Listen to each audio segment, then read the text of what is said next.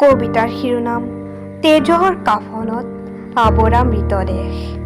যি গীতে মোক কন্দুৱাই, যি তৃষ্ণাটোৰ অমানিশাই গভীৰ পানীত ভাহি ভাহি নিজকে হেৰুৱাই।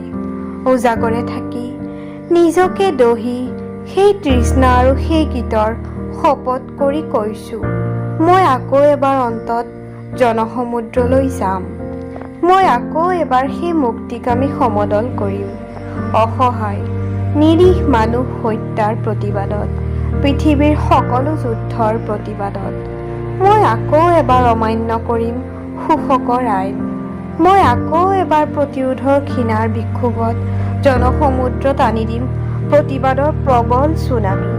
মই জানো এই দেশত ক্ষমতা স্থাপন হোৱা নাই, স্তব্ধ কৰি দিয়াৰ ব্যৰ্থ প্ৰচেষ্টা অব্যাহত।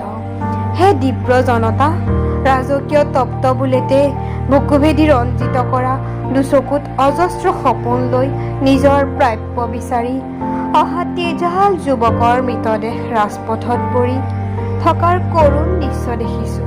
গুলীবিদ্ধ তেজেৰে ৰাঙলী শ্ৰমিকৰ মৃতদেহ ৰাজপথত পৰি থকা যন্ত্ৰণাময় দৃশ্য দেখিছোঁ।